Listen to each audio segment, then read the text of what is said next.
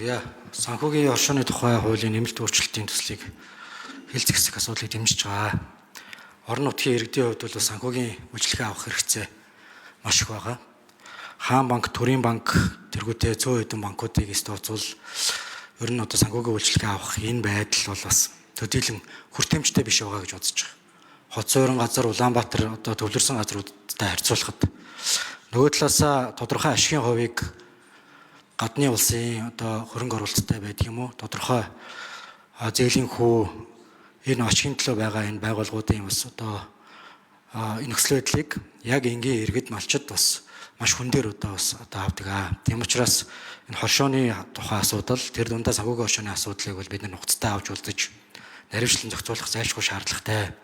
Монгол улсын хэмжээнд 2% гэдэг танилцуулгыг та бүхэн манаас өгч байгаа юм байна. Нийт санхүүгийн хоршооны гишүүдийн нийт хүн амын ойролцоогоор 2% байна гэж. Олон улсын түвшинд бол зарим улсуудад 20-50%, хөгжингөө орнуудад бол бүр 70% хүртэл иргэдэн хоршоодоор дамжуулж өөрсдийн санхүүгийн үйлчилгээгээ бас авж байгаа юм байна. Тэгэхээр эхний асуулт нь энэ хуулийн төсөл тодорхой хэмжээнд бас хэрэгжснээрээ 2% дээр ямар өөрчлөлтүүд орох ийм тооцоо мэдээлэлүүд бас байна уу? Бидэнд байгаа хамгийн гол чухал асуудлын нэг нь бол өмнөх алдаанууд байгаамаа. Хоршооны асуудал, хадгаламж зээлийн хоршоотой холбогдолтой асуудал дээр бас нэлээд бас ноцтой асуудлууд бол үүссэн. Тэгэхээр энэ хуулийн төсөл дээр энэ алдаагаа давтахгүй байх, хяналт шалгалт, ил тод байдал, гишүүдийн эрсдлийг үндсэндээ даатгахтай холбогдолтой, хамгаалахтай холбогдолтой зохицуултуудыг би бас юуны төрөнд бас төрүүлж асууя. За мөн дээрээс нь нийгэмд байгаа энэ ойлголтыг хэрхэн өөрчлөх вэ?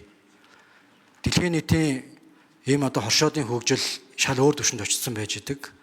Бид бол бас хуучин энэ алдаанасаа болоод бас тодорхой ойлголтын зөрүүтэй итгэх байдал нь нэлээд бага байдалтай бас байгааг хэрхэн сайжруулах вэ? Соён гэгэрүүлэх, мэдээлжүүлэх энэ чиглэлийн ажлуудыг бас дэмжих тодорхой заалтууд бас байгаа юу гэдэг чиглэлээр бас асууя. За мөн Хинтээ аймгийн Мэндэр сумд үйл ажиллагаагаа явуулдаг, Монгол улсын шилдэг, сүлдэт өндөр хоршооноос бас тодорхой асуултуудыг бас асуусан.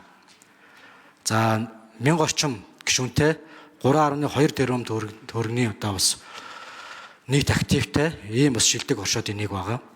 За шинэ хуулийн төсөлтөөр тодорхой нэмэлт нэр төрлүүд, үйлчлэгээний нэр төрлүүд хэрхэн өөрчлөгдөж байгаа вэ гэдэг дээр бас сая хариулчих шиг боллоо. Дээрээс нь нийт тухайн сум орон нутгийн 50% иргэдтэй холбогдолтой асуудлаас яригдчих шиг байна. Тэгэхээр гишүүдийн тоо нэмэгдэх тусам тухайн хоршоонд тодорхой илүү давуу байдал олгогдох ийм зохицуулт юмнуудаас байна уу гэдэг. За гурав дахь нь хөдөө аж ахуйн салбарт маш олон хэмжээний үндэсний хувьсгал, цагаан алт, за шинэ хоршоо гэдэг хөтөлбөрүүд бас хэрэгжиж байгаа. Энэ хөтөлбөрүүдийн цаад зорилго нь арилжааны банкудаар дамжуулж тодорхой хүүгийн хөнгөлөлтийг үзүүлж байгаа. Эсвэргээрээ бид нар малчид, жижиг дунд бизнес эрхлэгч нараа дэмжих зорилгоор энэ хөтөлбөрийг төрөөс явуулахаар арилжааны банкуд илүү хожоотой ийм бас санхүүгийн схем байгаад байна. Тэгэхээр энэ байдлыг ер нь хоршоод руу чиглүүлэх, ялангуяа энэ ядуурлыг бууруулах чиглэлээр нийгмийн болон энэ төсөл хөтөлбөрүүдийг орон нутгийн хөгжүүлэх чиглэлийн хөтөлбөрүүдийг санхүүгийн хоршоодуудаар дамжуулан явуулах боломж байна уу гэдэг ийм гурван асуудлыг насан жаргал дарга бас уламжилсныг бас асууя. За, хууль санаачлагч их хурлын гишүүн Дордсрынгийн өрөөнтэй Батчаргалын заяа бол гишүүн.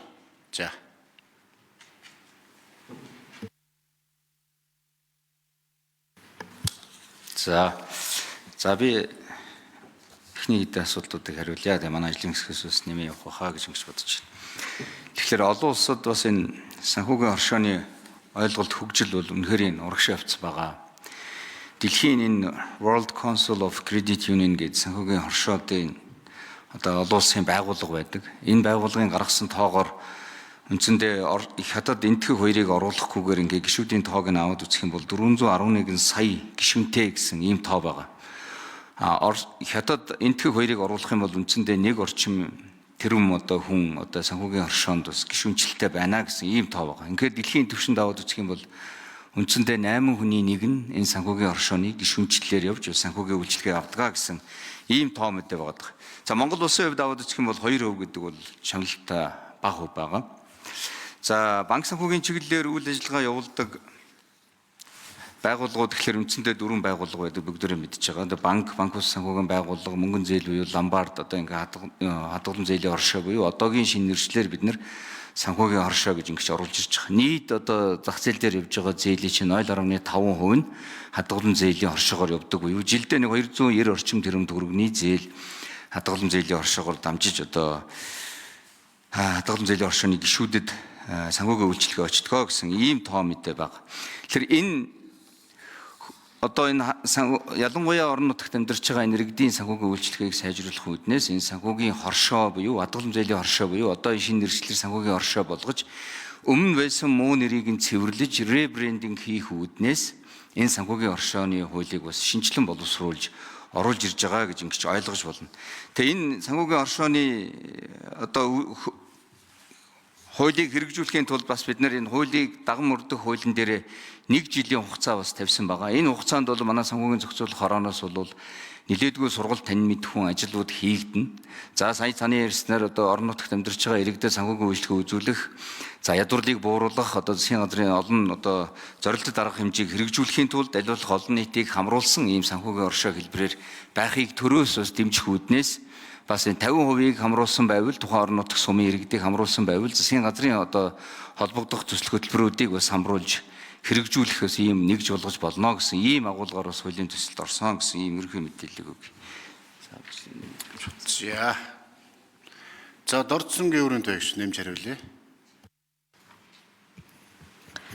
За хадгалан зээлийн хоршоо үүссэн цаг хугацаанаас хойш бас 3 том эрсдлийг давсан байдгаа гэж харж байгаа түүхийг харахаар. Анх бид нар ямар нэгэн хууль эрх зүйн зохицуултгүй явж яснаас болоод 2004-өөс 2005 онд үндсэндээ 26 хадгалан зээлийн оршооны 8.3 мянган иргэн 72.4 тэрбум төгрөгөөр хохирсон. Өнөөдрийн хүртэл 25.6 тэрбум төгрөг төлөгдөөгүй явж байгаа. Маш бараан хар түүх одоо үлдсэн байдаг. Энэ бол хадгалан зээлийн хоршоо гэдэг нэрийг бол өнгөдүүлсэн. Ямар сандал манай 7 дугаар ангийн сурах хүчиг дээр өнөөдрийн 7 дугаар ангийн хүүхдүүдийн үзэж байгаа дүрслэх урлагийн сурах хүчиг дээр хадгалан зээлийн хоршоонд мөнгө хадгалуулах, хонь чон хадгалуулахтай адилхан гэсэн шог дүрслэл хүртэл байдаг.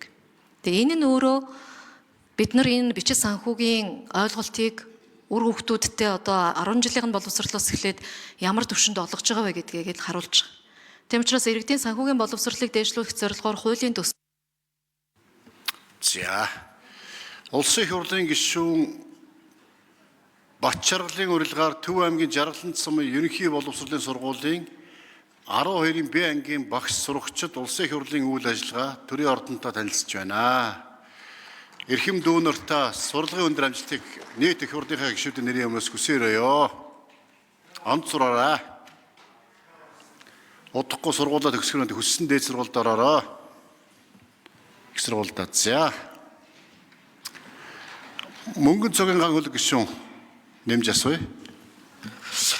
За үндсэндээ зөвхөн одоо сум орон нутагт санхүүгийн үйл ажиллагаа явуулах гэдгээс гадна одоо соён гэгэрүүлэх гэдэг юм уу, нэгдэж хамтрах маш олон чиглэлийн үйл ажиллагаа бол одоо үүний цаанаас байгаад байгаа.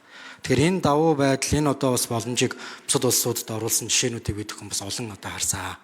Ялангуяа энтгэгт бүр 3 сая 500 орчим гишүүнтэй оршоо амуул гээд сүүний чиглэлийн одоо оршоо байх жишээтэй. Тэгэхээр энэ чиглэлийн одоо төсөл хөтөлбөр ядуурлыг бууруулах чиглэлийн ажлуудыг бас хийх одоо заалтууд дээр гол анхаарлаа хандуулах нь зөв гэж бодож байна. Дахиад нэмэлт нэг асуулт байгаа нь зөвхөн санхүүгийн хоршооноос гадна хөдөө аж ахуйн одоо чиглэлийн хоршоодууд, бусад хоршоодууд бас байгаа. Тэгэхээр энэ чиглэлүүд дээр тодорхой ямар зохицуултууд бас байна. Нэг хоршоо өөр олон төрлийн одоо энэ чиглэлийн үйл ажиллагаа явуулах энэ боломжуудыг бас нээх ийм заалтууд бас байна уу гэдгийг нэмж асууя. За Дордсонгийн өөрийн туяа гişүү асуулт асууя. Юу хариулт хэлээд гүшүүний ярьж байгаа зүйл үнэн л дээ. Орон нутагт бол сумдад тухайлах юм бол одоо түрүүн санхүүгийн зохицуулах хорооноос бас хариултанд хэлжсэн. Хүсгэл юу Баян-Улгийн аймгийн Цэнгэл сумын хоршоодыг идэвхтэй хүн амын одоо 93% нь хамрагдсан байгаа гэж. Тэгэхээр санхүүгийн хоршоод гишүүдэд үйлчлэх гишүүдийнхаа одоо санхүүгийн боловсролыг нэмэгдүүлэх, нийгэм соён гэгэрүүлэх арга хэмжээг авч хэрэгжүүлэх энэ боломжийн нээх үүднээс иргэний хуулинд заасан хуулийн этгээдийн хоршоо гэдэг ангиллаараа явхад татвар төлөхгүй байх ёстой. Энэ татварыг энэ үйл ажиллагаанд зарцуулах боломжийг энэ хуулиар хуульчилж оруулж өгч байгаа. Зааж өгч байгаа.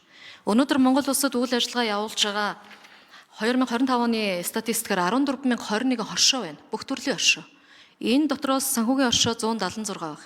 176 хоршоо нь бусад 14,000 хоршоогоо үйл ажиллагаа явуулахад нь санхүүгийн хувьд дэмждэг хамтарч ажиллах хэлбэр рүү шилжих ёстой гэж бид харж байгаа. Ингэжээч За Ганбатын очроод гişүүн асуулт